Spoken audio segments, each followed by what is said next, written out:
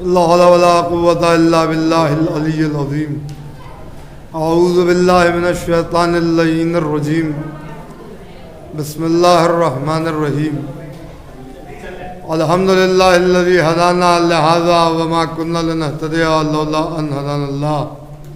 لقد جاءت رسل ربنا بالحق والصلاة والسلام على أشرف الأنبياء والمرسلين خاتم النبيين رحمة للعالمين محبوب رب المشرقين والمغربين جد الحسن والحسين أبي القاسم محمد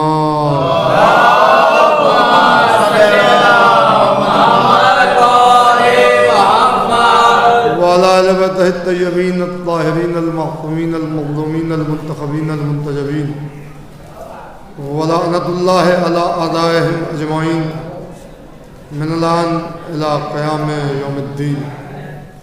أما بعد فقد قال الله تبارك وتعالى في محكم كتابه المجيد وفرقانه الحميد وخطابه الرشيد وقوله الحق. بسم الله الرحمن الرحيم. يا أيها الذين آمنوا اتقوا الله وكونوا مع الصادقين. صلوات محمد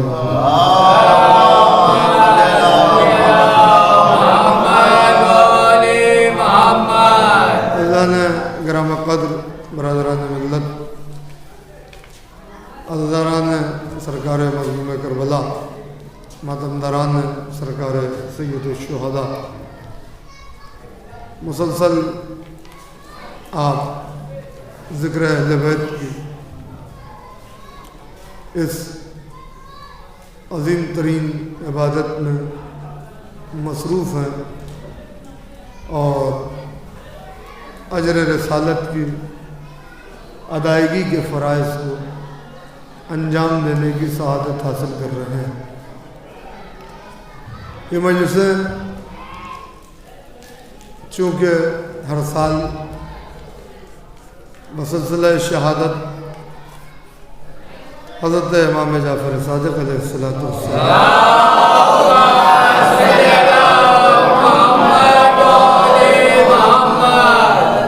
منعقد ہوتی ہیں، لہذا ہمارا مذہبی فرض بنتا ہے کہ ہم اپنے امام کے حوالے سے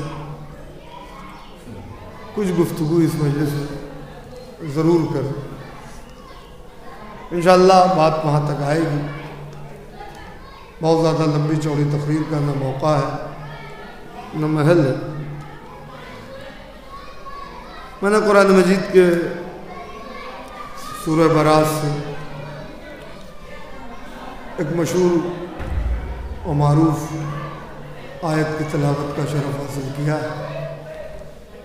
اس میں ارشاد ہو رہا ہے کہ یا ایھا الذین آمنوا، اے ایمان والو، اتقوا اللہ، تقوی اختیار کرو، وکونوا مع الصادقین، اور سچوں کے ساتھ ہو جاؤ.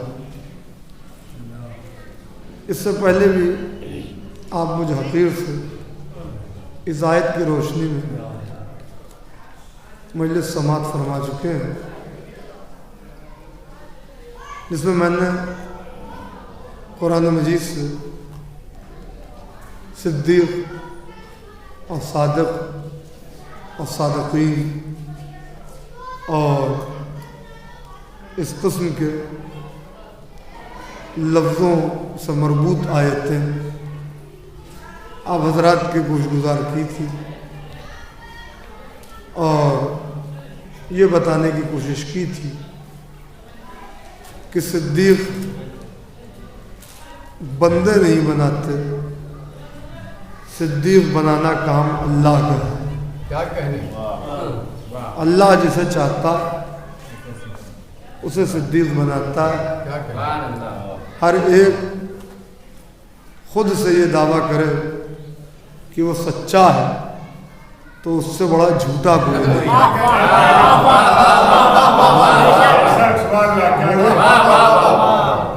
کیونکہ کوئی بھی انسان ہوگا وہ کہے گا میں سچ بولتا ہوں, میرے علاوہ کوئی سچ نہیں بولتا, میں ہی سچ بولتا ہوں. یہ ہو ہی نہیں سکتا. 80% سچا ہوگا تو 20% جھوٹا ہوگا, 90% سچا ہوگا تو 10% جھوٹا ہوگا. صدیق, صادق یا صادقین کی فہرست میں وہ لوگ ہوں گے کہ جن کے لیے یہ قطعی طور پر فیصلہ ہے کہ اللہ کے بنائے ہوئے سچے وہ ہیں جن کو اللہ کا رسول جھوٹوں کے مقابلے پر لعنت کے لیے لے جائے. کیونکہ جو خود جھوٹ بولے گا وہ کبھی جھوٹوں پر لعنت نہیں کر سکتا, جھوٹوں پر لعنت نہیں کر سکتا. اب بہرحال یہ تو دیکھیے ہوتا ہی رہتا ہے, ایک مجلس اور ایک آدمی کی ایک کیپیسٹی ہوتی ہے, اور تھکن بھی جو ہے وہ فطرت بشری, یہ کوئی عیب نہیں, تھکن کوئی عیب نہیں ہے, انسان کی فطرت ہے, نیچرل چیز ہے. تو لہٰذا ایک مجلس کے بعد اگر کچھ لوگ اٹھ کے چلے جاتے ہیں, بعد میں آتے ہیں, تو اس سے نہ خطیب کو برا ماننا چاہیے اور جو لوگ بیٹھے ہیں انہیں بھی برا نہیں ماننا چاہیے. وہ بعد میں جنہیں بھی آنا ہوگا وہ آئیں گے, وہ مجلس سنیں گے, اور وہ بہرحال آپ آتے ہیں اور مجلس کو سنتے ہیں. ابھی بڑی بہترین تقریر آپ میرے بڑے بھائی مولانا باقر مشدی صاحب کو بلا سے سماعت فرما رہے تھے.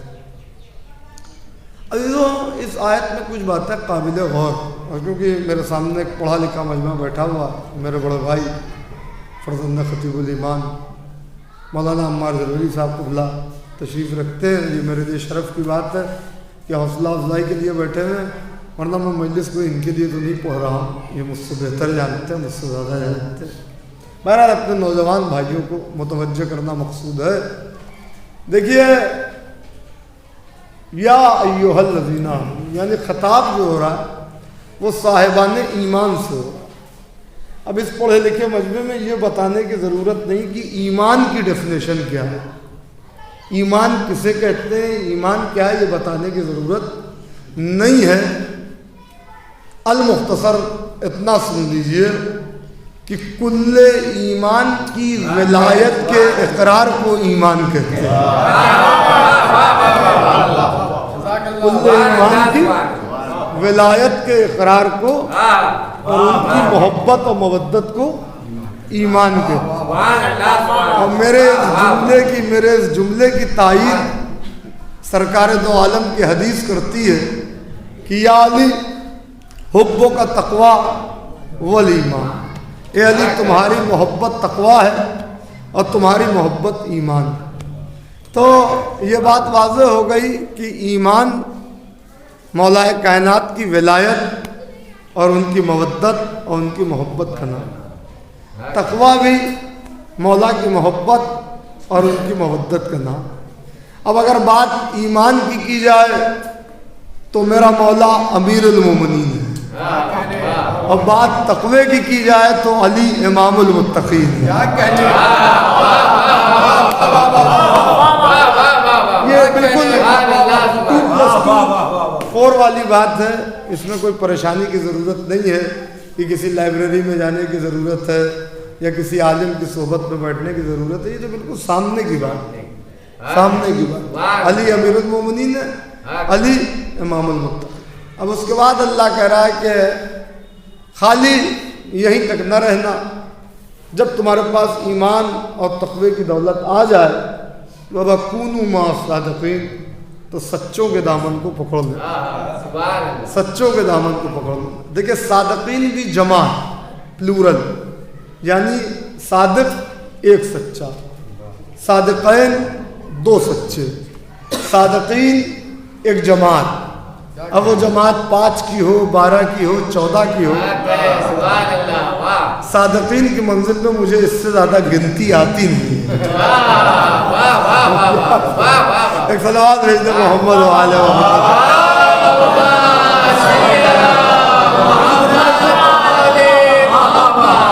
خلیل صاحب, میار صاحب, یہ بھی ایک بڑا مسئلہ ہے کہ صادقین یعنی پلورل ہے, جماعت, ایک جماعت. اسی طریقے سے قرآن میں صادقون کا لفظ بھی، اس کے معنی بھی سچوں کی ایک جماعت، صادقون۔ اب ایک عجیب و غریب بات یہ ہے کہ قرآن مجید میں صادقون کا لفظ 6 بار آیا ہے۔ پڑھا لکھا مجمع میرے سامنے ہے، قرآن مجید میں صادقون کا لفظ 6 بار آیا، 6 بار آیا۔ میں پھر کہہ رہا ہوں، سچے ہیں، صادقون یعنی سچے ہیں، سچے ہیں، یہ لفظ 6 بار آیا۔ امامت سفر کرتے کرتے جو 6ٹھی منزل پر پہنچی تو نام جعفر نظر آیا، لقب صادق نظر آیا۔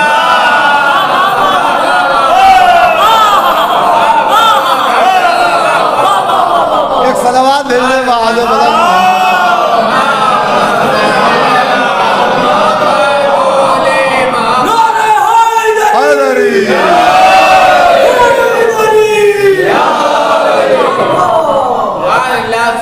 اللہ آپ کو سلامت رکھے، جس خوبصورتی سے آپ نے اس جملے کو محسوس کیا، یہ آپ کا حسن سماعت ہے، اس کے علاوہ اور کچھ نہیں ہے۔ عزیزوں، تو سچوں کی فہرست، یہ سچے ہیں اور یہ اللہ کے بنائے ہوئے سچے، اللہ کے بنائے ہوئے سچے ہیں۔ اب یہاں سے ذرا ایک منزل تک مجھے جانا ہے کہ یوں ہمارے سارے ائمہ مسجود صدق اور صداقت، اس کے لیے میں آپ کو قرآن مجید کی طرف لے کے چلتا ہوں۔ حضرت ابراہیم علیہ نبینا علیہ السلام کی ایک دعا سورہ شعراء میں، آپ کو قرآن مجید میں حضرت ابراہیم کا ذکر جا بجا ملے گا اور بہت زیادہ ملے گا۔ سورہ بقرہ میں، سورہ مریم میں، سورہ ابراہیم میں، سورہ شعراء میں، مختلف سوروں میں حضرت ابراہیم کا ذکر ملے گا اور الگ الگ انداز میں ملے گا، الگ الگ انداز میں۔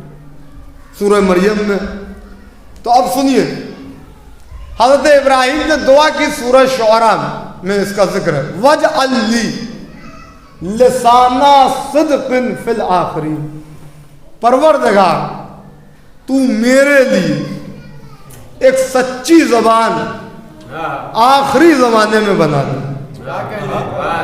یعنی میرے واسطے ایک سچی زبان مقرر کر زمانہ آخر کے لیے۔ اس زمانہ آخر سے مراد یہ زمانہ نہیں، یعنی پیغمبر آخر کے زمانے میں میرے لیے ایک سچی زبان کو مقرر کر جو تیرا آخری رسول ہوگا۔ یہ دعائے خلیل ہے، اس کا جواب سورہ مریم میں ملا۔ میں صرف ترجمہ کروں گا اور آپ ترجمے سے انشاءاللہ پہنچیں گے۔ دعا حضرت ابراہیم کیا کر رہے ہیں؟ پروردگار میرے لیے زمانہ آخر میں ایک سچی زبان مقرر کر، لسانہ صدق فی الآخرین۔ اللہ نے جواب دیا، وَوَهَبْنَا لَهُم مِّن رَحْمَتِنَا وَجَعَلْنَا لَهُم لِسَانَ صِدْقٍ عَلِيًّا۔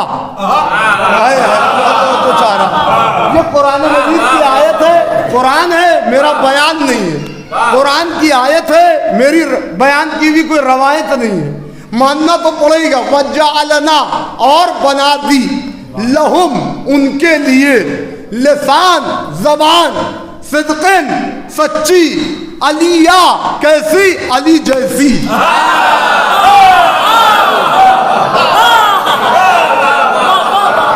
کیسی زبان ہم نے بنائی؟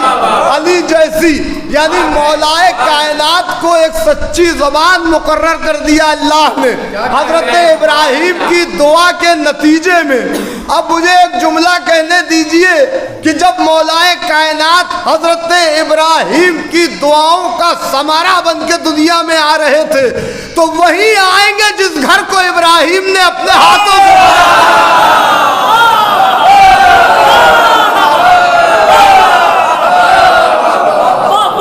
صلوات بھیجنے محمد و آل محمد۔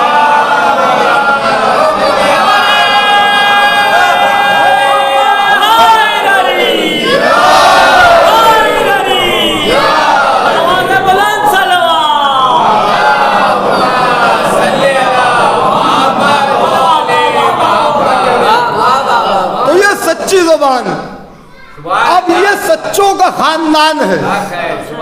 अल्लाह अकबर। इसीलिए मौलाए कायनात ने कहा कि मेरा लक़ब सिद्दीक़ अकबर है, मेरे अलावा जो इस लक़ब को इस्तेमाल करे वो झूठा है।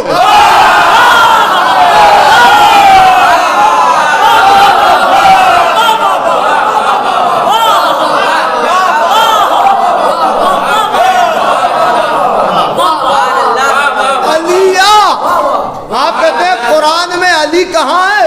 अरे एक जगह नहीं है, मैं तो आपको कितनी जगह दिखा दूं। आप तासुब की ऐनक तो उतारिए, यही सूरह मरियम है। अल्लाह कह रहा है लिसाना सिद्क़िन अलिया, अलिया। हजरत इदरीस के लिए कहा व रफाना हो मकानन अलिया, हमने उनकी रिफत मकाने अली तक की। पता चला इदरीस जैसा नबी भी जब नबूवत के एतबार से बुलंद होता है तो उसकी बुलंदी की आखिरी मंजिल मकाने अली है। क्या कह रहा है? अली की चौखट है, अली की चौखट है। इसी राज को तो सलमान समझ गए थे, इसी राज को सलमान समझ गए। वरना कहा 10वें दर्जे का ईमान उस मंजिल पर है कि लोग ताकीबात में मसरूफ हैं। हजरत सलमान के लिए ये मिलता है कि मस्जिद में लोग वाजिब की अदायगी के बाद ताकीबात में मसरूफ हैं। सलमान उठे, उठने के बाद दरे अली पे आए, दरे सैयदा पे आए, और ये मुस्तनद तरीन रवायत है। इसमें कोई ये नहीं है कि रावी मोतबर था कि नहीं था। अपनी रीशे मुबारक से, अपनी दाढ़ी से शहजादी के घर की चौखट को सलमान साफ करते थे, चारों कशी करते थे, और इस तरह अपनी रीशे मुबारक से शहजादी की चौखट को साफ करने में मसरूफ रहते थे। जुमले की कद्र कर लेंगे आप, मुझे इस बात का यकीन है। जुमला आपके हवाले कर रहा हूं। इस तरह हजरत सलमान फारसी मौलाए कायनात के घर की चौखट की जारोब कशी अपनी दाढ़ी से करते थे, रीशे मुबारक से करते थे, रीशे मोतबर से करते थे, कि दूर से देखने वाले को लगता था कि सलमान सजदा शुक्र कर रहे हैं।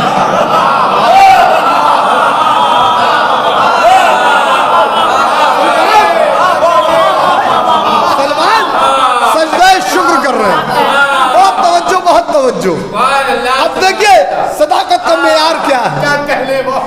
दो शख्स हज़रत सलमान जैसे सजदे शुक्र कर रहे हैं, कभी ऐसे कभी ऐसे, और इसी में मसरूफ है। इसी को हज़रत सलमान अपनी इबादत समझ रहे हैं, यही उनकी इबादत है। अब मारिफत की मंजिल क्या है? दो शख्स इसी असना में मस्जिद से बाहर आए, आने के बाद आपस में गुफ्तगू कर रहे हैं सूरह वाक़या की इस आयत पर। किस आयत पर? इन्नहु लकुरानुन करीम। अल्लाह कह रहा है ये कुरान करीम है, फी किताबिम मकनून, ये एक छुपी हुई किताब में है। अब वो दोनों लोग आपस में बात कर रहे हैं, कुरान करीम है, छिपी हुई किताब में है। आखिर ये किताब मकनून है क्या? इनकी इस गुफ्तगू को हवा ने अपने दोष पर रख के 10वें दर्जे की ऐवान समात में पहुंचाया।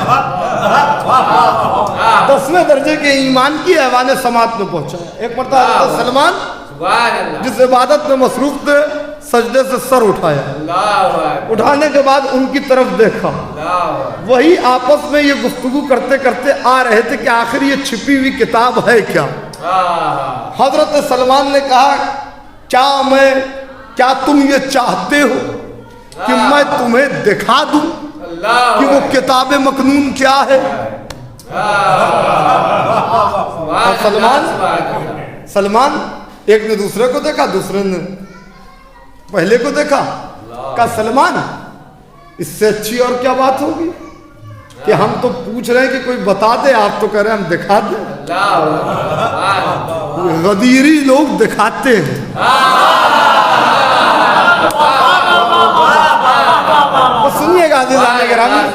میں چاہتا ہوں ایک معرفت کی منزل تک گفتگو ہو جائے کہ حالانکہ وہ حق تو کوئی نہیں ادا کر سکتا، یہ سب جو کچھ بھی ملا ہے وہ اسی در کا صدقہ ہوتا ہے۔ سنیے، کہا میں تمہیں دکھا دوں کہ کتاب مکنون کیا ہے؟ کہا اس سے اچھی کیا بات ہو؟ حضرت سلمان نے ایک سنگریزہ کنکر اٹھایا، اٹھانے کے بعد اب یہ ہے بلا تشبیہ، دیکھیے گا میری طرف، یہ ہے شہزادی کے عصمت قدے کا دروازہ، اس کے دو پارٹ ہیں، ایک پر لکھا القرآن، دوسرے پارٹ پر لکھا الکریم۔ ایک پر لکھا قرآن، ایک پر لکھا کریم۔ کا گفتگو کرنے والوں دیکھو، یہ گھر وہ کتاب مکنون ہے جس میں یہ قرآن کریم چھپا ہوا ہے۔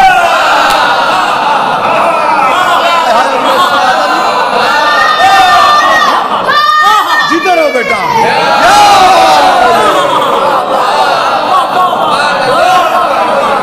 یہ گھر وہ قرآن کریم ہے، یہ گھر وہ کتاب مکنون ہے جس میں یہ قرآن کریم چھپا ہوا ہے۔ دونوں نے ایک دوسرے کو دیکھ کر کہا سلمان تجھ سے کوئی ملا نہیں؟ تمہیں کوئی ملا نہیں؟ ہم تو آپس میں بات کر رہے تھے کتاب مکنون کیا ہے، تم نے تو ہمیں یہ گھر دکھا دیا۔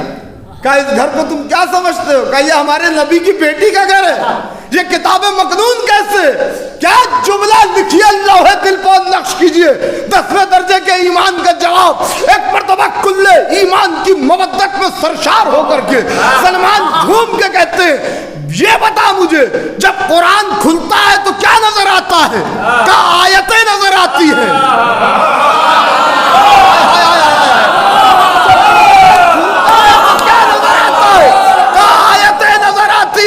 کہا ابھی یہ دروازہ کھلے گا، اور جب یہ دروازہ کھلے گا تو میں نے اگر تمہیں اس گھر میں اللہ کی چلتی پھرتی آیتیں نہ دکھائی،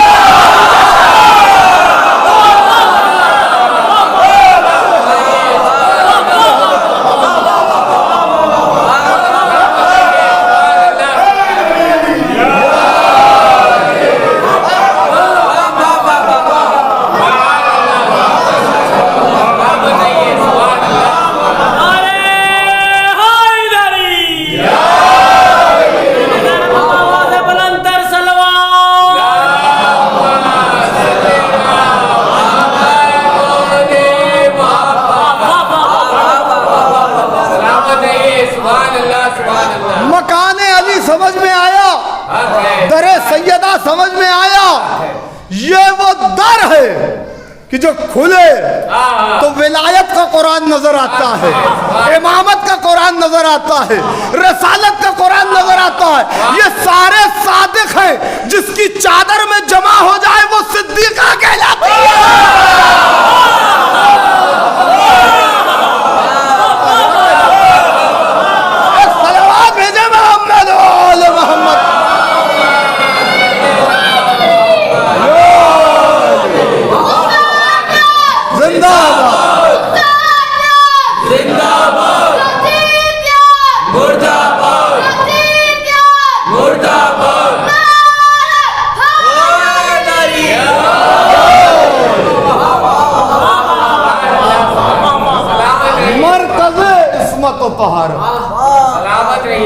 میرا موضوع تو نہیں ہے ورنہ گفتگو ادھر بھی ہو جاتی۔ مرکز عصمت و طہارت، یہ ہے وہ گھر۔ بلندیاں سفر کرتی ہیں علی کی طرف، بلندیوں کا سفر ہوتا ہے علی کی طرف۔ علی اسے کہتے ہیں جسے اللہ بلند کرے۔ ابھی باقر صاحب آپ کو غدیر کی فضیلت سنا کے گئے۔ غدیر تو اعلان ولایت امیر المومنین ہے نا، جب غدیر کی اتنی فضیلت ہے تو مولا غدیر کی فضیلت کو کوئی کیا سمجھے گا؟ جہاں اعلان ولایت ہو جائے وہاں عظمت یہ ہے، وہاں مرتبہ یہ۔ تو ابھی آپ نے غدیر کے سلسلے میں وہ رقعے بھی لیے، اس میں عظمت غدیر شائع ہے، سب کچھ لکھا ہوا ہے، کتابیں بھری پڑی ہوئی ہیں۔ اجلاء علماء اہل سنت نے اپنی اپنی کتابوں میں لکھا. میں ایک جملہ کہہ رہا ہوں, اس کو کوئی خطابت نہ سمجھ لے, میں قرآن سے ثابت کر رہا ہوں. اللہ نے قرآن میں اپنے حبیب کے لیے کیا کہا؟ وما رمیتا اذ رمیتا ولکن اللہ رما. میرے حبیب یہ پتھر تم نے نہیں اٹھائے بلکہ ہم نے اٹھائے, ہم نے اٹھائے. پتہ چلا قرآن کی روشنی میں جو نبی اٹھا لے وہ نبی نہیں اٹھاتا, اللہ اٹھاتا ہے, اللہ اٹھاتا ہے, اللہ اٹھاتا ہے. تو اب مجھے کہنے دو کہ غدیر کے منبر پر 1.25 لاکھ کے مجمع میں ابو طالب کے بیٹے کو نبی نے نہیں اٹھایا, اللہ نے.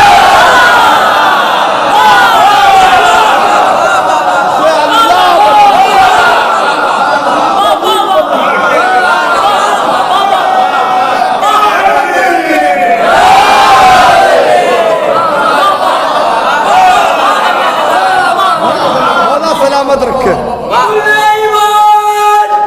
مولا, سلامت مل کے لگا نعرہ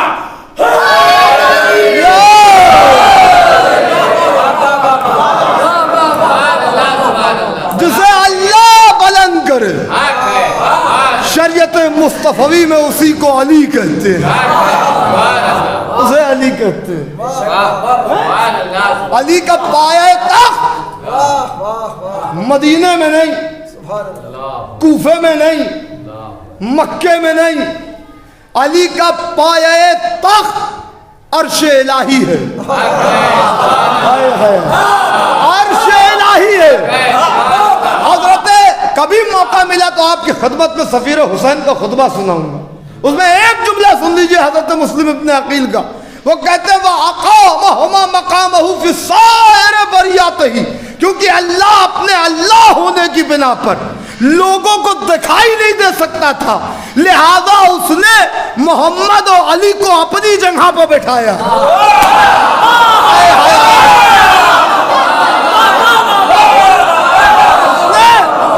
محمد و علی کو اپنی جگہ پر بٹھایا, اپنی جگہ پر بٹھایا. علی کا پایہ تخت عرش الہی ہے, عرش الہی ہے. کوئی ایک ملک پر قبضہ کر کے علی کی ولایت پر قبضہ کر لے, غلط فہمی ہے اس کی, جہالت ہے اس کی. علی تلوار کیوں اٹھاتے؟ کس کی ہمت تھی کہ کوئی علی کی حکومت پر قبضہ کر لے گا؟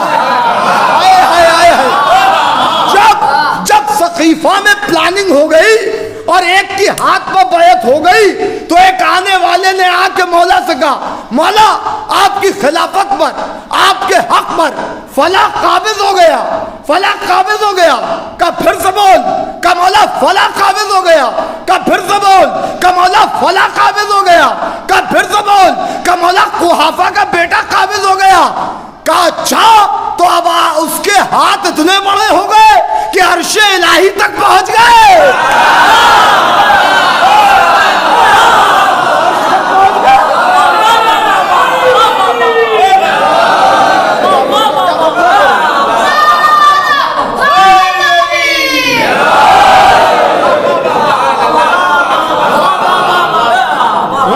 ایک بلند ترین صلوات اور بھیج دے محمد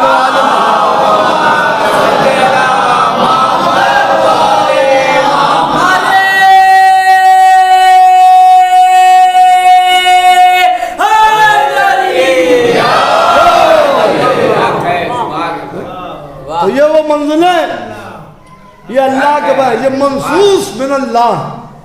ہمارا عقیدہ وہ جا امام منصوص من اللہ ہوتا, منصوص من اللہ ہوتا. ابھی لکھنؤ میں شہادت کے سلسلے میں خمسہ ہوتا, عنوان ایک ہوتا ہے, خطیب 5 ہوتا.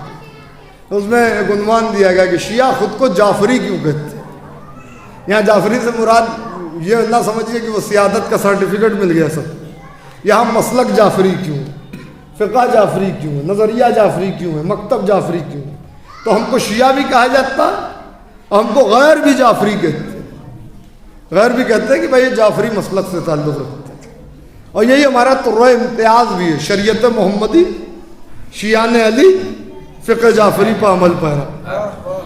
ہم نے امام کو پہچان کے ان کی معرفت کو اپنی اوقات پر حاصل کر کے اپنے آپ کو یہ اعزاز دیا. کہ ہم جعفری کہلاتے ہیں۔ اب اس میں بہت سی باتیں وہ آپ اکثر علماء سے سنا کرتے ہیں، کیونکہ امام کو ان کی زندگی میں موقع مل گیا، بنی امیہ اور بنی عباس آپس میں نبردآزما ہوئے، تو وہ ایک پیریڈ امام کو مل گیا، لہذا امام نے وہ غدیر کہ جس میں دین مکمل ہوا علی کی ولایت کے صدقے میں، اس دین کی تبلیغ اور ترویج کا کام پائے تکمیل تک پہنچا میرے چھٹے امام کے زمانے میں، تو لہذا اس نسبت سے بھی ہمیں جعفری کہا جاتا ہے۔ میں پورا موضوع آپ کو نہیں سناؤں گا، میں صرف ایک دو باتیں آپ کی خدمت میں عرض کر دوں، کیونکہ مولا کے حوالے سے مجلس ہے تو یہ بات ہونا ضروری ہے۔ دیکھیے یہ بات صحیح ہے کہ ہم ان کی فقہ پہ عمل پیرا ہیں، اس وجہ سے ہم جعفری ہیں۔ ہمارا کوئی بھی مجتہد، ہمارا کوئی بھی عالم، ہمارا کوئی بھی مرجع، ہمارا کوئی بھی فقیہ امام کے بتائے ہوئے راستے سے الگ ہٹ کے اجتہاد نہیں کر سکتا۔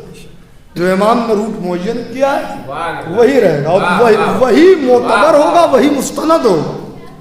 اسی لیے اجتہاد امام کی موجودگی میں اگر امام براہ راست موجود ہے تو وہ حرام ہو جائے گا، مگر اگر وہ پردہ غیب میں ہے امام تو وہ اجتہاد کہ جو ان کی ولایت کے صدقے میں جو مسائل آئے ہیں ان سے فیض اٹھا کر لوگوں کو حلال اور حرام کے بارے میں بتایا جائے۔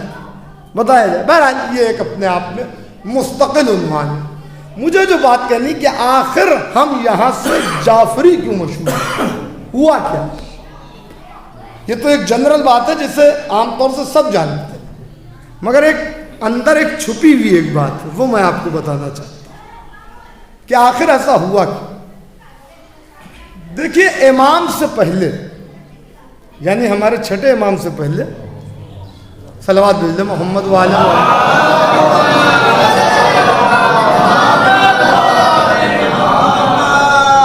تھوڑا بس اس کو آپ غور سے سن لیں گے، نتیجہ آئے گا تو انشاءاللہ آپ خاموش نہیں بیٹھیں۔ امام سے پہلے ہوا یہ کہ حجت برحق اور ہادی برحق کے مقابلے میں خود ساختہ خلیفہ بنائے گئے۔ خود ساختہ خلیفہ بنائے، یہ بھی خلیفہ وہ بھی خلیفہ، فلانے بھی خلیفہ اور دھمکانے بھی خلیفہ، اور یہ بھی خلیفہ وہ بھی خلیفہ۔ امام تک آتے آتے دشمنوں کی ہمت اتنی بڑھی کہ انہوں نے امامت پر بھی مسئلہ رکھا کہ بھائی یہ بھی امام اور وہ بھی امام، اور اس میں امام ابو حنیفہ امام اعظم اسے بنا دیا گیا۔ مالک اسی دور میں امام مالک یعنی ایک مالکی فرقہ بھی بنا، اس کے بعد شافعی اس کے بعد کیا، احمد بن حنبل اس کے بعد، بہرحال ان کو امام بنایا جانے لگا، یہ امام یہ امام۔ اس میں منصور دوانقی ملعون جو کہ امام کا دشمن تھا، یہ کہتا تھا، کیونکہ بھائی ظاہر سی بات ہے کسی کو اگر حکومت کا سہارا مل جائے تو وہ اور اٹھ جاتا ہے، یہ تو آپ دیکھتے ہی رہتے ہیں، میڈیا، حکومت، دولت، جب سب کچھ مل جائے تو کیا ہوگا۔ تو لہذا وہ یہ اپنے اس نے دور میں یہ کر رکھا تھا کہ جو امام سے مسئلہ پوچھتا تھا اس پر 1 اشرفی جرمانہ لگاتا تھا، اور جو ابو حنیفہ سے مسئلہ پوچھ کے آتا تھا اس کو 1 اشرفی انعام میں دیتا تھا۔ تو جب یہ ظلم، یہ استبداد، یہ عالم ہوگا تو کیا ہوگا؟ ایسے دور میں انہوں نے کہا یہ امام، اب وہ خلافت والا معاملہ ختم ہو گیا، اب وہ خلافت حکومت تک محدود رہ گئی، مذہب میں مداخلت امام کی ہونے لگی۔ ابو حنیفہ اب تک کہ یہ تھا کہ حکومت ہے، حکومت کر رہے ہیں، خلیفہ بنے ہوئے، مگر اب مذہب میں مداخلت شروع ہو گئی باقاعدہ طور پر، اور اپنے اپنے قیاس اور رائے کی بنا پر اپنی اپنی فقہ کو رائج کیا گیا۔ بہت توجہ رکھیے گا، اپنی اپنی فقہ کو رائج کیا گیا۔ جب بات امام کی آئی تو ہم نے قرآن کی طرف رجوع کیا، تو ہمیں ایک ہستی نظر آئی بیک وقت جس کے پاس کئی عہدے تھے، یعنی حضرت ابراہیم، اللہ نے انہیں نبی بھی بنایا، رسول بھی بنایا، اپنا خلیل بھی بنایا، یہاں تک کہ مسلم کا لفظ بھی باقاعدہ آپ کو حضرت ابراہیم کے لیے ملے گا۔ یہ مسلمان لفظ بھی وہیں سے آیا، ربنا وجعلنا مسلمین لک ومن ذریۃ امۃ مسلمۃ لک وارنا مناسکنا وتب علینا انک انت التواب الرحیم۔ مجھے پورا ترجمہ نہیں کرنا ہے، کہنے کا مقصد یہ کہ حضرت ابراہیم علیہ نبینا علیہ السلام کی یہ دعا کہ پروردگار مجھے مسلمان رکھ، میری ذریت میں ایک امت کو مسلمان رکھ، تو یہ مسلمان کا لفظ آیا۔ ایک دعا حضرت ابراہیم نے اور کی تھی. اگر میں فقط حضرت ابراہیم کی دعاؤں پر گفتگو کروں تو کئی اشرے ہو سکتے ہیں مجھ جیسے جاہل کے لیے بھی، جو قرآن مجید میں موجود ہے. خالی اس میں ایک دعا حضرت ابراہیم نے اور کی، پروردگار رب ہب لی حکمن والحقنی بالصالحین، پروردگار میرا الحاق صالحین کے ساتھ کر دے، یعنی مجھے اپنا عبد صالح بنا دے. اس کے جواب میں اللہ نے سورہ والصافات میں کہا، بہت توجہ رکھیے گا، سورہ والصافات میں کہا وَإِنَّ مِن شِيَّتِهِ لَإِبْرَاهِيمَ، ابراہیم تم تو شیعہ ہو. وَإِنَّ مِن شِيَّتِهِ لَإِبْرَاهِيمَ، ابراہیم تو شیعوں میں سے تھے، شیعوں میں سے تھے. آپ کہتے ہیں یہ شیعہ کہاں سے آئے؟ اجی ہمارا نام قرآن میں موجود ہے، آپ اپنے فرقے کا نام قرآن میں دکھائیے. شیعہ تو قرآن میں موجود ہے، کوئی نئی پیداوار نہیں ہے. آپ یہ جو دیوبندی اور بریلوی اور فلانے اور ڈھمکائی یہ سب سارے ہیں، ان میں سے کسی ایک کا نام دکھائیے. بھائی میں تو چیلنج کر رہا ہوں، قرآن حکم ہے نا، قرآن لے کے آئیے. شیعہ کا لفظ 4 جگہ ملے گا، ابھی وہ بھی میرا موضوع نہیں. بہرحال حضرت ابراہیم کو ان کے عشق کی بنیاد پر اللہ نے خلیل بھی کہا، شیعہ بھی کہا. جب یہ سارے کمالات حضرت ابراہیم کو مل گئے تو اللہ نے یہ کہا وَإِذِ ابْتَلَىٰ إِبْرَاهِيمَ رَبُّهُ كَلِمَاتٍ فَأَتَمَّهُنَّ، ہم نے ابراہیم کو چند کلمات کے ذریعے مبتلا کیا. فَأَتَمَّهُنَّ 100% 100% ہم نے انہیں امتحان میں کامیاب پایا.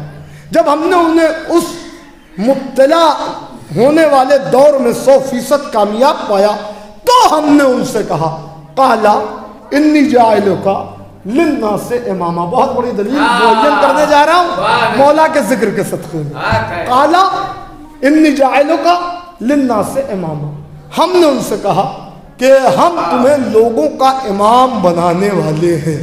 لیجئے، نبی تھے، رسول تھے، خلیل تھے، اب امام بھی ہو گئے، لوگوں کے ایک صنف کے امام ہوئے. حضرت ابراہیم جیسے ہی یہ امامت ملی، مجھے نہیں پتا کیا کشش، کیا فیسینیشن، کیا اٹریکشن، کیا جاذبیت، کیا کھچاؤ، کیا مقناطیسیت اس امامت کے عہدے میں تھی کہ حضرت ابراہیم نے دعا کر دی قَالَ وَمِن ذُرِّيَّتِي، اور میری ذریت میں اور میری اولاد میں. اللہ نے کہا لَا يَنَالُ عَهْدِ الظَّالِمِينَ، یقیناً یہ عہدہ تمہاری اولاد میں رہے گا، ہم اسے ظالموں تک جانے ہی نہیں دیں گے.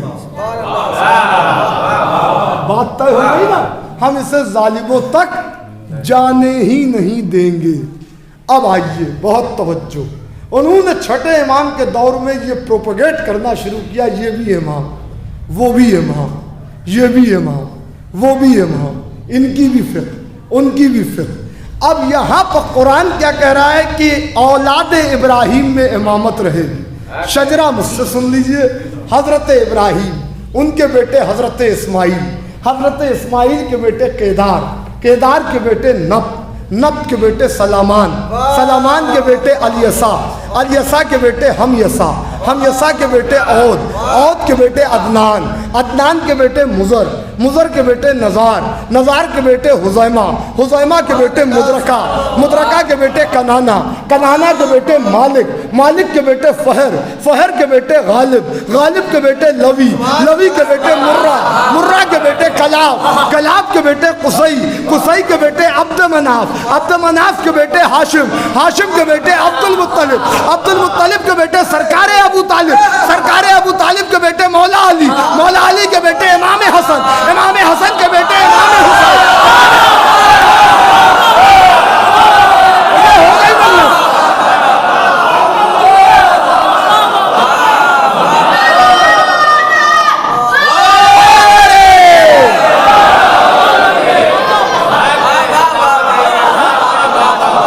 تیسرے امام کے بیٹے چوتھے امام، چوتھے امام کے بیٹے پانچویں امام، پانچویں امام کے بیٹے چھٹے امام، چھٹے امام نام جعفر، لقب صادق ہے کس کی نسل سے؟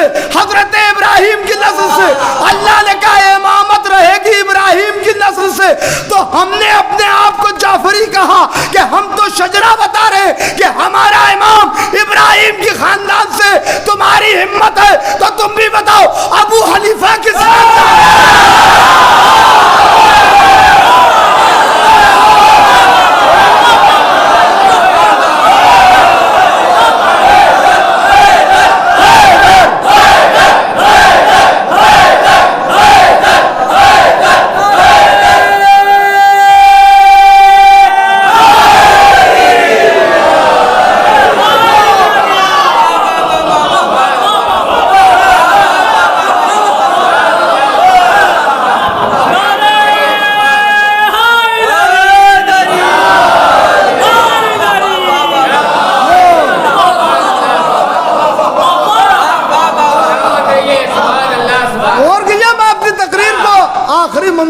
آیا. دیکھیے یہ لائٹ بھی آ رہی ہے. ایک صلوات بھیجے محمد و آل محمد. آ رہی ہے جا رہی ہے.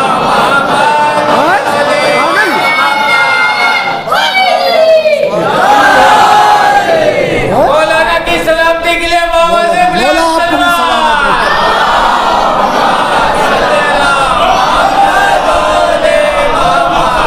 مولا مجبوری ہے مولا میں ضرور پڑھتا ہوں, اس میں کوئی دو رائے نہیں. اور میرا تو بہرحال ایک وعدہ رہتا ہے. اس سال ایسا ہوا کہ یہ رہا کہ پتہ نہیں مجلس ہونی ہے کہ نہیں ہونی اس پیمانے پہ. اور بہرحال عزیزان گرامی, تو یہاں تک میں موضوع کو وہاں تک لے آیا کہ شیعہ اپنے آپ کو ببانگ دوحل علی الاعلان زمخشری, علامہ جار اللہ زمخشری, ان کی کتاب ہے تفسیر کشاف, اجلاء علماء اہل سنت میں بڑے عالم ہیں. دعویٰ ہے, چیلنج ہے میرا, جلد 3 صفحہ 301 پر لکھتے ہیں کہ اگر مجھ سے کوئی پوچھے گا کہ میرا مذہب کیا, تو میں اسے اس مذہب کو, اپنے مذہب کو چھپانے میں اپنی بہتری سمجھوں گا. عمار بھائی زمخشری لکھیے یادداشت کے قلم سے, ذہن کے کرتاس پر یہ حوالہ نوٹ کر لیجئے, تفسیر کشاف جلد 3 صفحہ 301. وہ یہ کہتے ہیں کہ اگر مجھ سے کوئی پوچھے کہ میرا مذہب کیا ہے تو میں اسے چھپانے میں اپنی خیریت سمجھوں گا. آگے لکھتے کہ اگر میں کہوں میں حنفی ہوں تو لوگ کہیں گے تمہارے کیا خراب شراب جائز ہو جاتی ہے. اگر میں کہوں میں شافعی ہوں تو لوگ کہیں گے تمہارے کیا محرم رشتے بھی, ان سے بھی نکاح ہو جاتا ہے. اگر میں یہ کہوں کہ میں حنبلی ہوں تو لوگ کہیں گے تم مرتد ہو گئے. اگر میں کہوں میں مالکی ہوں تو لوگ کہیں گے تمہارے کے یہاں تو جس کو قرآن نے نجس قرار دے رکھا اس کا بھی گوشت بعض حالات میں جائز ہو جاتا ہے. اگر میں اپنے آپ کو کہوں کہ میں بریلوی ہوں, اہل حدیث ہوں, تو کہیں گے اسے کچھ آتے ہی نہیں, اسے کچھ معلوم ہی نہیں ہے. زمخشری لکھ رہے ہیں, میں نہیں کہہ رہا ہوں بھائی, یہ خطیب الایمان کی سرزمین ہے, توجہ رکھیے گا. زمخشری لکھ رہے ہیں, زمخشری اپنی کتاب میں تفسیر کشاف جلد 3 صفحہ 301 پر, یعنی انہوں نے کہا میں خیریت سمجھتا ہوں اس میں کہ میں اپنے آپ کو مسلمان کہوں, یہ نہ بتاؤں میرا مسلک کیا ہے. تو وہ ہے کہ جب امام کو دنیا والوں سے لیا جائے گا تو مسلک بتانے میں شرمندگی محسوس ہوگی, اور جب امام کو اللہ سے لیا جائے گا تو بابانگے دوحل کہا جائے گا ہم علی والے ہیں, ہم حسن والے ہیں, ہم حسین. لہٰذا اس چیز کو, یہ آواز کچھ گونج رہی ہے کیا؟ ٹھیک ہے کیا؟ ایک سلوات بازو بلند ہے, تھوڑی کم کر دیں. ہاں کچھ گونج رہی ہے. ایک سلوات اور بھیج دیں محمد والے.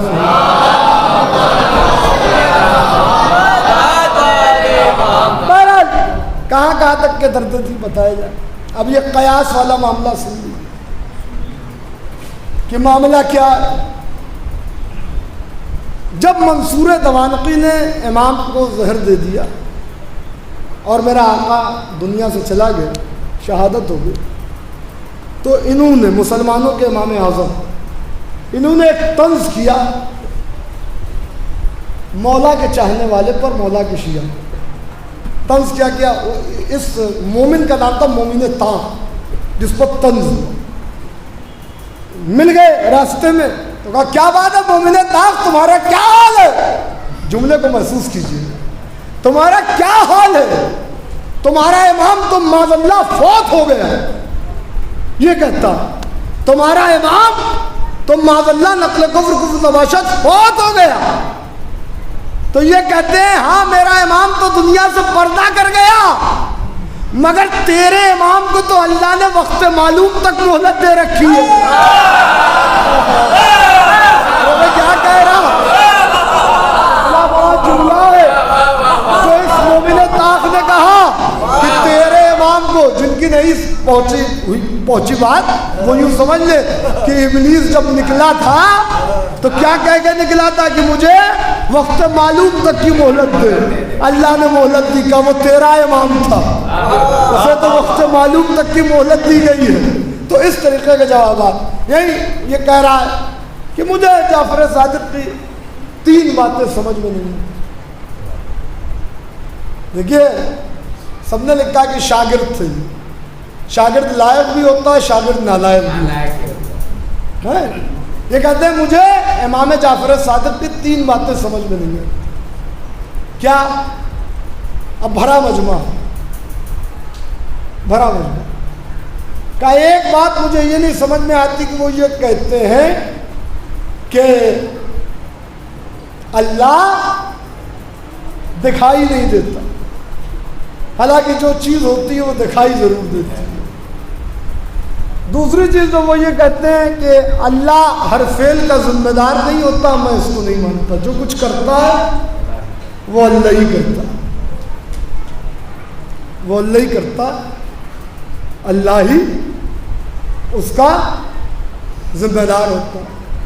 تیسری چیز وہ یہ کہتے ہیں کہ شیطان جہنم میں جائے گا تو شیطان آگ سے بنا, جہنم میں بھی آگ ہے تو آگ کا کیا بگاڑ پائے گی. اب ایسوں کو جواب کیسا دیا جاتا ہے؟ وہی مولا کا دیوانہ, آل محمد کا چاہنے والا, جو دنیا کی نظر میں دانا ہے, بہلول دانا نے ایک پتھر اٹھایا اور مارا کھینچ کے, اور وہ جو پڑا تو خون نکلنے لگا. پکڑو پکڑو پکڑو, پکڑ لیا گیا, دربار میں لایا گیا. کیوں بھائی تم نے اسے پتھر کیوں مارا؟ بادشاہ کا یہ پوچھنا کہ تم نے اسے پتھر کیوں مارا, بہلول سے اس بات کی دلیل ہے کہ دیوانوں سے نہیں پوچھا جاتا کہ تم نے پتھر کیوں مارا. کیا کہہ رہا ہے؟ اس کا مطلب یہ ہے کہ سب دانا سمجھ رہے ہیں, تبھی تو پوچھ رہے ہیں تم نے پتھر کیوں مارا. اب سنی ہوئی ہوگی آپ کی روایت, مجھے صرف ایک نتیجہ دیں, وہ سنتے رہتے ہوں گے آپ علماء سے. یہاں ماشاءاللہ بہترین خطبہ ہمارے عمار بھائی بیٹھے ہوئے, خلیل بھائی بیٹھے ہوئے. سنیے, انہوں نے کہا اس نے کیا کہا تھا. کیا کہا تھا؟ اس نے کہا تھا کہ یہ کہہ رہا ہے کہ جو چیز ہوتی ہے وہ دکھائی دیتی ہے, تو اللہ اگر ہوتا تو دکھائی دے. یہ کیا مطلب ہے کہ وہ دکھائی نہیں دیتا؟ یہ کہہ رہا ہے کہ اسے درد ہو رہا ہے, اس سے پوچھ کہاں ہے درد, دکھائے, کیونکہ جو چیز ہوتی ہے وہ دکھائی دیتی ہے. کہا پتھر کیوں مارا؟ کہا یہ کہہ رہا ہے کہ جو کام کرتا ہے وہ اللہ کرتا ہے, تو میں نے کچھ کیا ہی نہیں. اللہ نے میرا ہاتھ کو نیچے رکھا, میں نے پتھر اٹھایا, اسے مار دیا. میں نے تھوڑی نہیں مارا, اللہ نے مارا. یہ دوسری بات میں فیل ہو گئی. کہ تیسری بات, پتھر, تم نے پتھر کیوں مارا؟ کہ یہ کہہ رہا تھا شیطان آگ سے بنا ہے اور جہنم میں بھی آگ ہے, تو آگ کا کیا بگاڑے گی, انسان بھی مٹی سے بنا ہے. میں نے جو پتھر اٹھایا تھا وہ بھی مٹی سے بنا, تو مٹی کا کیا بگاڑ لے گی. ہو گیا معاملہ. میں کہوں گا اے بہلول دانا, بڑا مسئلہ آپ نے حل کیا, آپ نے ساری بات ثابت کر دی, مگر سزا دینے کے اور بھی طریقے تھے. یہ پتھر کا انتخاب جو آپ نے کیا یہ خوب کیا. کا سمجھے نہیں, میں نے یہ پتھر کا انتخاب کیوں کیا؟ جب شیطانوں کو کعبے میں مارا جاتا تو پتھر ہی اٹھایا جاتا ہے. دوسری دلیل یہ ہے کہ جب ابراہا آیا تھا کعبے کو گرانے کے لیے تو اللہ نے اس پر پتھر ہی برسایا تھا. اور تیسری دلیل یہ ہے کہ جب حارث نے علی کی ولایت کا انکار کیا تو آسمان سے پتھر آیا.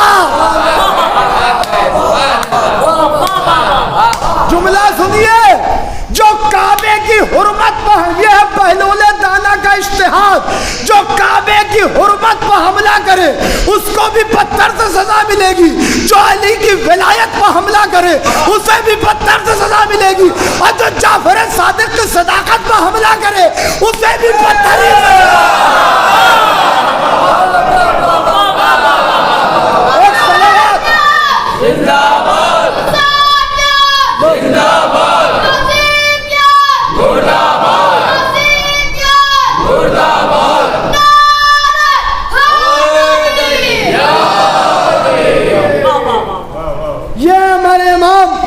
اتنے فضائل ہیں کہ اگر بیان کیے جائے تو عشرے درکار. کیا کیا علوم, کیا کیا معرف. ایک عرفان کا سیل رواں تھا جو امام کی درسگاہ سے جاری تھا. ایک وقت میں ہزاروں شاگرد تشنگان معرفت چشمہ افادات سے سیراب ہوتے تھے. سنیے میرا امام وہ معجز نما ہے, وہ قادر مطلق اللہ کا قادر بندہ ہے کہ گزر رہے ہیں. یہ دیکھیے یہ موقع بہت کم ہوتے ہیں جب ہم کسی امام کے فضائل بیان کرتے ہیں, یہ موقع کم ہوتے ہیں, ایسی منزلوں پر زیادہ آتے ہیں, تو ہمارا فرض نہیں بنتا. گزر رہے ہیں, ایک عورت ہے جو ضعیف ہو چکی ہے, اس کی ایک گائے تھی جو مر گئی تھی, اسی گائے کے ذریعے سے اس کا گھر کا خرچہ چلتا تھا. وہ گائے ان کے لیے روزگار کا سبب تھی. وہ رو رہی ہے, امام ادھر سے گزرے, اور یہ روایت ہے مفضل ابن عمر سے. یہ مولا کے اتنے بڑے شاگرد تھے کہ پوری توحید مفضل, یہ پوری ایک کتاب ہے جس میں چھٹے امام نے اللہ کی توحید بیان کی ہے, تو وہ مفضل سے بیان کی, اور کسی سے نہیں. بڑی مشہور ترین کتاب. بہرحال سنیے حضرت مفضل ساتھ میں یہ کہتے ہیں, حضرت مفضل کہ ہم نے دیکھا کہ مولا وہاں پہ رکے. رکنے کے بعد اس ضعیفہ سے کہا کہ کیا ہوا, تو کیوں اتنا چیخ کے اور چلا کے رو گئی؟ کہا, اب وہ تو امام کو جانتی نہیں تھی. اس نے کہا میری یہ ایک گائے تھی, یہ مر گئی, یہی میں ہمارے گھر کے اخراجات کا ذریعہ تھی. اب ہم کیسے اپنا پیٹ پالیں گے, ہم تو بھوکے مر جائیں گے, ہم تو بھوکے مر جائیں گے. مولا نے کہا تیری گائے کو اگر میں زندہ کر دوں, مولا کہہ رہے تیری گائے کو اگر میں زندہ کر دوں, تو وہ یہ کہتی ہے کہ تجھے استہزاء کرنے کے لیے کوئی اور نہیں ملا نوجوان, ایک تو میں ضعیف اور میری غربت کا تم معاذ اللہ مذاق اڑا رہے ہو, تمہیں کوئی اور نہیں ملا. مولا نے کہا میں تجھ سے استہزاء نہیں کر رہا ہوں, میں صحیح کہہ رہا ہوں, میں اس گائے کو زندہ کر دوں. تو یہ کہہ کے مولا نے اس کو ٹھوکر ماری اور اسے اس کے اس نام سے بلایا. گائے کا ایک نام تھا جو ضعیفہ کے علاوہ کوئی نہیں جانتا تھا. اسے اس نام سے بلایا. وہ گائے اٹھ کے کھڑی ہو گئی. ادھر وہ گائے اٹھ کے کھڑی بھی, بہت توجہ رکھیے گا, گائے اٹھ کے کھڑی بھی. ادھر وہ ضعیفہ مولا کے قدموں پہ گرنے والی ہے, اور قدموں پہ گر کے کہہ رہی ہے کہ بخدا رب کعبہ کی قسم یہ عیسیٰ ابن مریم ہے. ارے یار میں نے پڑھ دیا, یہ عیسیٰ ابن مریم ہے. ابھی اس کا عقیدہ کچھ بنتا. امام مفضل کہتے ہیں امام نے میرا ہاتھ پکڑا اور وہاں سے چشمے زدن میں امام غائب ہو گئے, غائب ہو گئے. ارے یہ میرا چھٹا امام ہے کہ اگر مردے کو زندہ کرے تو امام پر نبوت کا شک ہوتا ہے, اور یہ امام کا دادا ہے کہ اگر مردے کو زندہ کر دے تو الوہیت کا شک ہوتا ہے.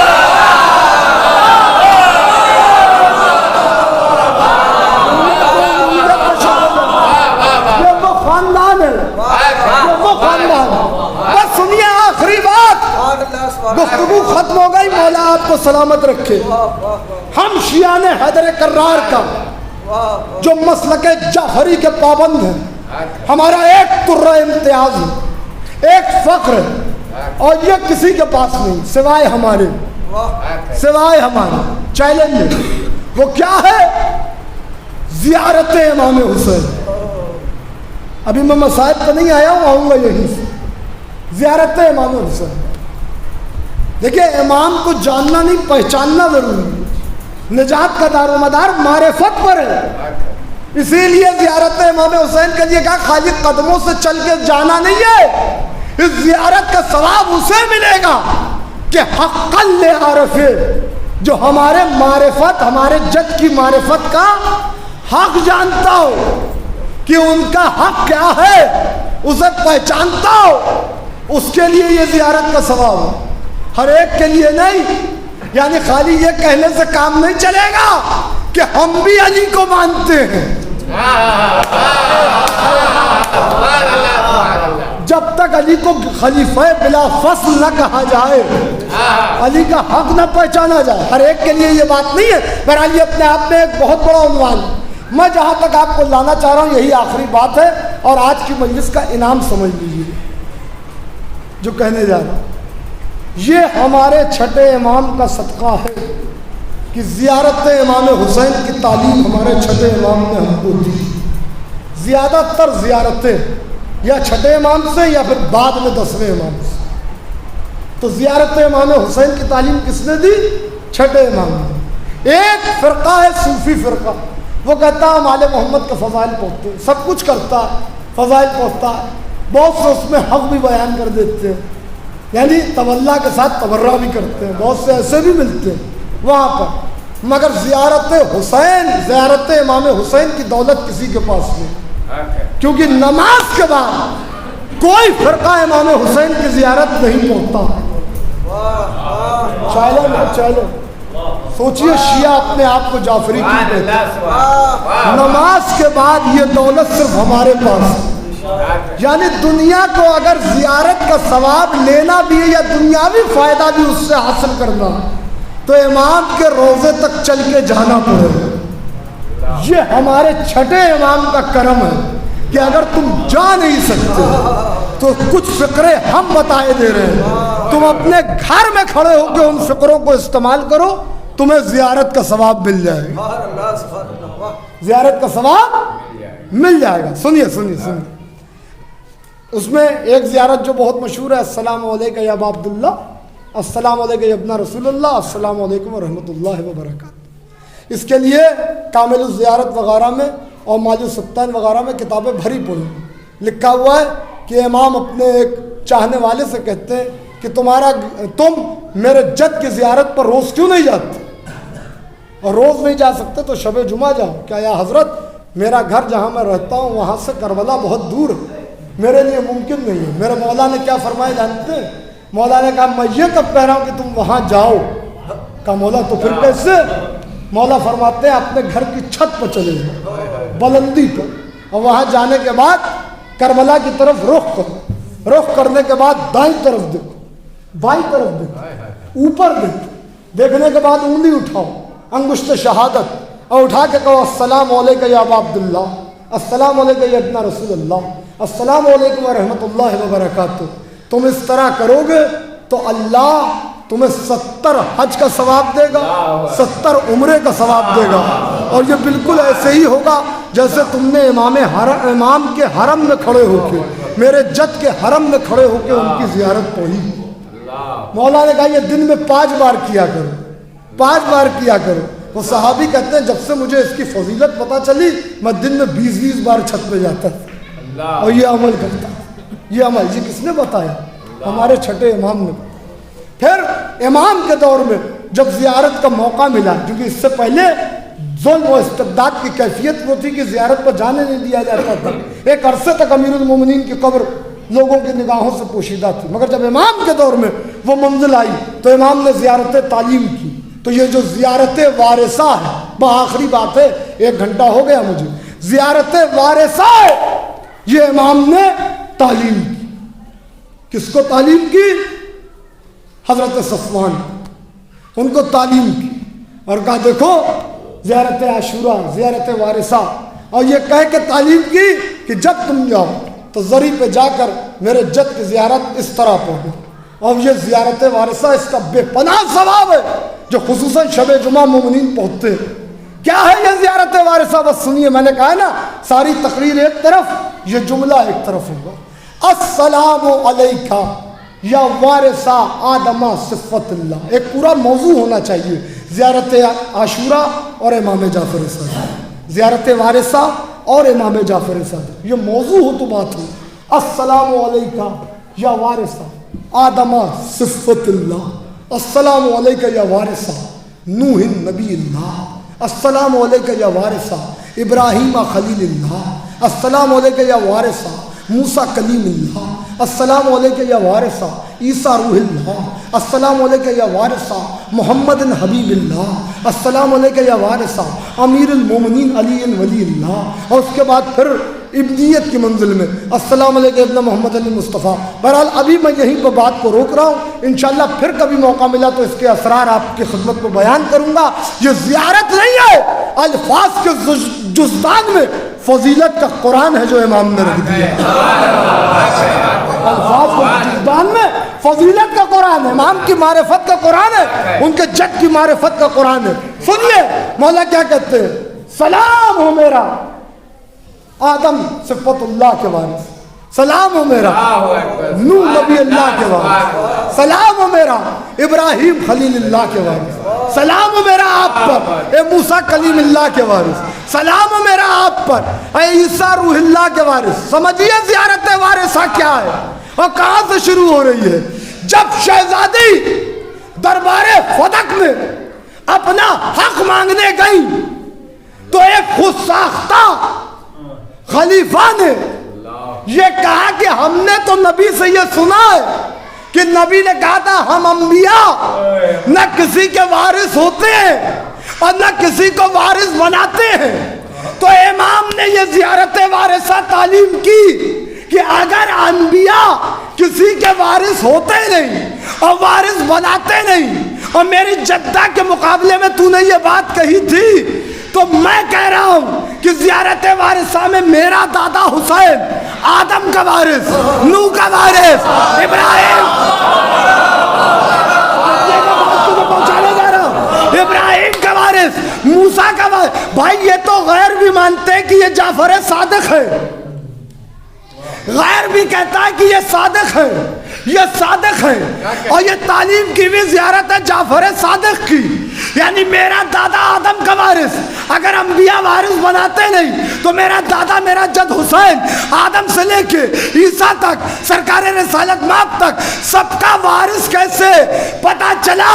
یہ زیارت وارثہ نہیں ہے بلکہ قرآن کے ساتھ زیارت وارثہ نے پڑھ کے کہا لعن اللہ امتن قتلت کا ولعن اللہ امتن ظلمت کا ولعن اللہ امتن سمعت بذالک فرضیت بے، لعنت اس پر جو ظالم، لعنت اس پر جو قاتل، اور لعنت اس پر جو ان دونوں کو دیکھ کے چپ رہ گیا۔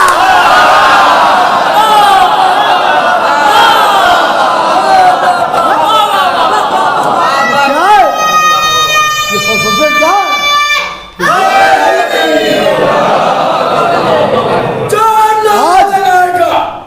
من کی مراد پائے گا، مولا عباس اس کی مدد کریں گے، دونوں ہاتھ پلٹ کر کے پوری قوت کے ساتھ لگا جری نعرہ، بیسویں نعرہ، کلندری نعرہ، نعرہ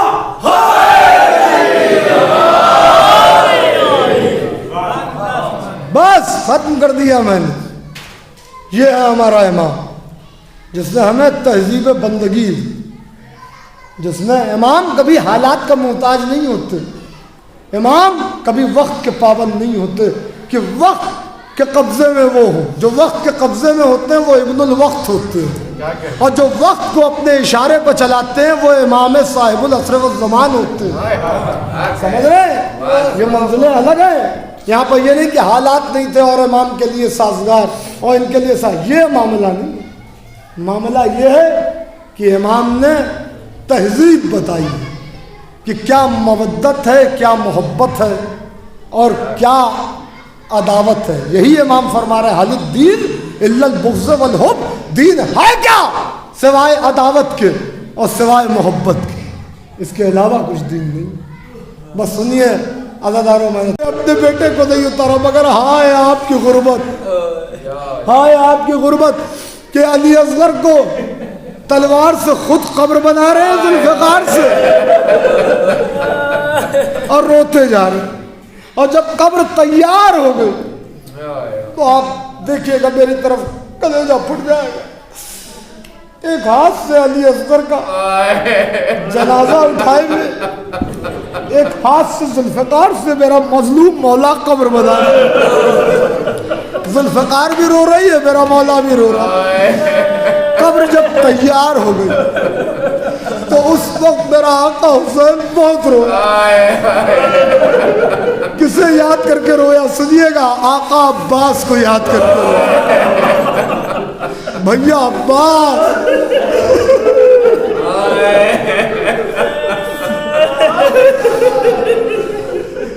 آپ نے سنا نا کہ عباس مر گیا، علی اکبر جدا ہوا۔ ہم سے کسی نے یہ بھی نہ پوچھا کہ کیا ہوا، کیا نفسیاتی بات ہے جو خدا سخن نے کہہ دی؟ اللہ اللہ